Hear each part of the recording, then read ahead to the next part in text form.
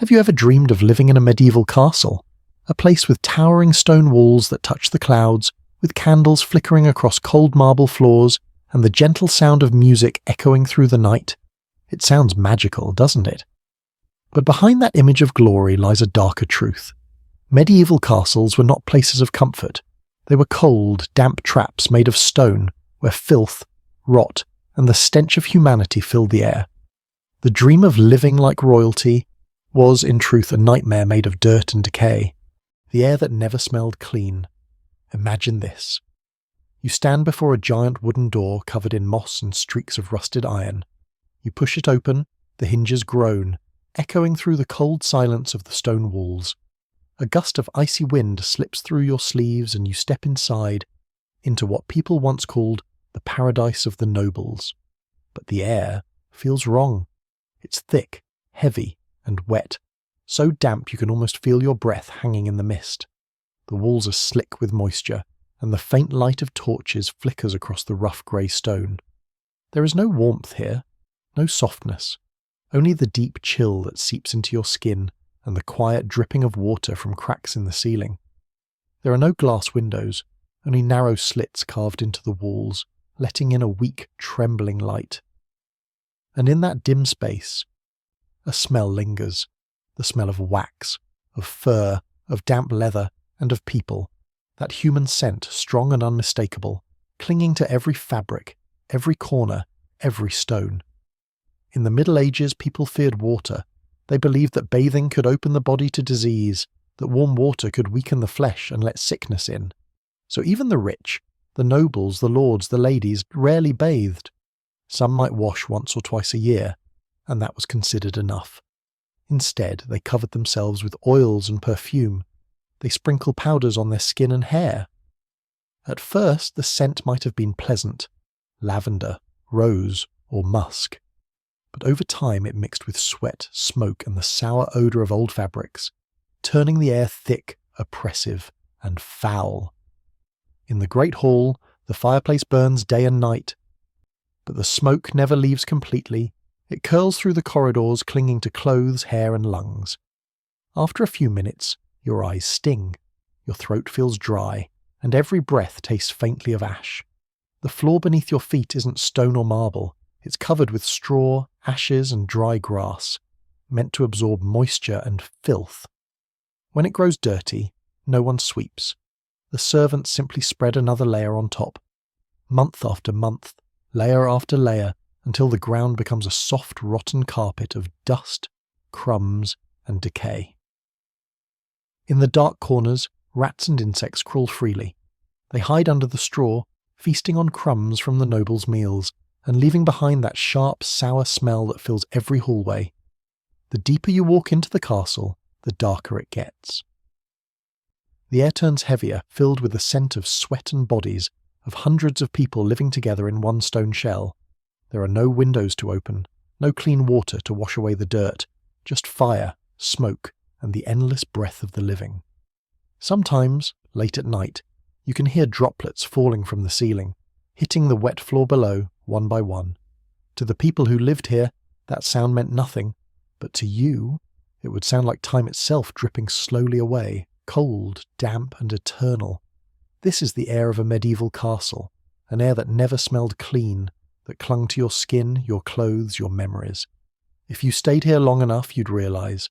It isn't the darkness that makes the castle frightening, but the air, the suffocating heavy air, the endless stench that seeps into your breath and your dreams. And as you stand there in that silence filled with centuries of decay, you begin to understand the Middle Ages were not golden. They were grey, damp and deeply, hopelessly human. The floor of dust and straw. Your footsteps echo gently in the great hall of the castle. They don't ring clearly, as you might imagine from the movies. Instead, the sound is swallowed, muffled by the thick layer of straw and ashes covering the floor. In the Middle Ages, there were no polished wooden floors, no velvet carpets or shining tiles. What people had were bundles of straw, dry grass, and a scatter of ashes to soak up the damp and the smell. It sounds simple, even practical, but it was also the very thing that trapped centuries of filth beneath their feet. When the straw grew dirty, the servants didn't sweep it away. They simply added another layer and another, day after day, month after month, until the floor became a soft, dark mat of rot and dust, a mixture of earth, food crumbs, hair, and decay. Each step you take stirs up tiny clouds of dirt mixing with the air you breathe. The smell of damp grass, sweat, and old food fills the room, thick and heavy, like the scent of wet soil after rain, but sharper, sourer, clinging to your clothes and your skin. In the shadowy corners, rats crawl out from the old straw, darting across the floor before vanishing behind the stone walls. To the people of that time, this was normal. Rats were as much a part of life as the smoke from the fireplace or the flicker of candlelight. When night fell and the torches dimmed, the castle became alive with small sounds. The scurry of tiny feet, the soft rustle of insects against the walls. Servants slept right there, on the straw itself, with no beds, no blankets, just dry grass darkened by years of dust and sweat. Every time they turned, the straw crackled, and a faint mist of dust rose into the air. If you were to kneel and look closer, you'd see tiny bones from chicken dinners, bits of bread crust, and droplets of hardened grease left from past feasts. Food was often thrown to the ground during banquets, left for dogs and cats to finish off. The next day, new straw was laid right on top of it. Over time, filth became part of the foundation. Dirt was hidden beneath more dirt until no one remembered what clean truly meant. Sometimes, before a noble guest arrived, servants would scatter dry herbs or flowers on the floor, trying to hide the stench. For a brief moment, the air might smell of lavender or thyme, but soon enough the smell of rotten sweat returned, stronger than before. If you stayed long enough, you'd feel the cold rising from the ground through your shoes, seeping slowly into your feet, into your bones. Old records often described castles as places that smelled like wet stone, and now you understand why. And when you finally walk out of that hall, carrying with you the scent of straw, smoke, and dust, you'll realize something. That beneath all the grandeur, beneath the shining armor and silk gowns, the castle was built on layers of dirt, hidden by nothing more than candlelight and pride. That was the floor of the Middle Ages, a floor that remembered every footprint, every forgotten meal, and every sigh of a life long gone. The noble's toilet. If one day you found yourself living in a grand medieval castle, and suddenly felt the call of nature, then I'm sorry to say, you're about to face one of the most unpleasant realities of the Middle Ages. In our imagination, castles are places of elegance, private baths, warm water, scented soap, and clean towels. But the truth was far from that. There were no flushing toilets, no paper, no pleasant smells. What people had was simply a hole in the wall, a cold stone seat with an opening, and a thin stream of dirty water running below. They called it the garderobe, a small dark chamber, just big enough for one person to sit. Outside, the wind howled through the cracks, carrying with it the damp, foul air rising from the moat beneath. If you were lucky, your garderobe would be on the upper floors, so everything could fall straight down into the water below. But if not, it all gathered inside narrow shafts built into the castle walls, where filth from every floor collected together. The smell was so strong, records say that even the bravest knights would stagger backward the moment the door was opened. And it wasn't just the smell. In winter, cold air crept up from the shaft, biting into the skin of anyone unfortunate enough to sit down. Imagine that. A nobleman or a queen, shivering in the darkness, breathing the icy stench of their own castle. Worse still, garderobes were often built right beside bedrooms for convenience at night, which meant the stench never stayed in one place. It spread through the air into blankets, curtains, even clothing, until every breath carried a faint trace of rot. People tried to fight it. They hung thick fabrics or animal hides across the doorway. They burned herbs, flowers, or fragrant wood, hoping to mask the smell. But those scents never lasted long. They only floated briefly above the deeper odour, the one that could never be hidden, the smell of human life itself. And what of the servants? They were the ones who had to clean the garderobes. No gloves, no running water, only shovels, buckets, and endurance. They carried waste out by hand, dumping it into pits or using it as fertilizer. These workers were called gong farmers. Their job was essential and utterly miserable. They lived surrounded by the stench of others, day after day, year after year. There are even stories of enemies using these guardrobes to sneak into castles, climbing up through the very tunnels of waste, emerging inside the walls to attack from within. How strange that the filthiest part of a castle could also become its weakest point. When night falls and the wind whispers through the cracks of ancient stone, the garderobe still breathes, a faint damp sigh that lingers in the air. It reminds you that life in a castle was never truly about luxury.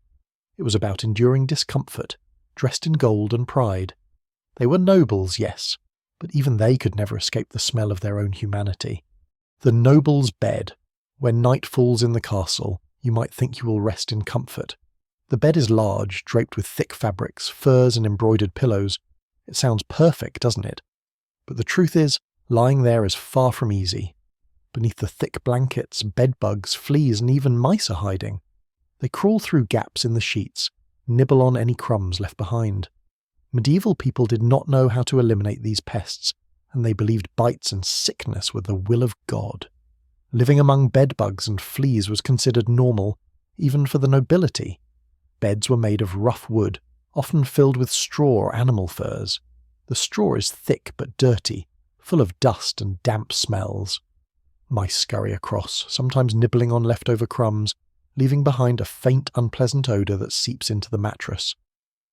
In the cold winter nights, the castle was so chilly that your breath would fog in the air. The damp straw and furs helped a little, but they also released a musty smell, mixing with the scent of human sweat and smoke from the fireplace. Servants didn't have proper beds either. They slept on the stone floor, covered with straw or dry grass, surrounded by mice and insects. Every night the straw would be lightly replaced, but the dust and damp smell always lingered. If you lie still and listen, you can hear the scurry of rats across the floor, the wind whistling through the cracks, and water dripping from the vaulted ceilings. All of it together forms a strange, haunting lullaby, the castle's own melody, meant to lull people to sleep. People thought sleeping on such beds was luxurious, but in reality, the nobles endured the same discomfort as everyone else. The only difference was their power, and you only need imagination to understand the feeling. So when you close your eyes, feel the straw, sense the dampness, and let your mind drift back to the Middle Ages, where sleep was never easy, yet it was an essential part of life inside the castle. The lavish but filthy feast.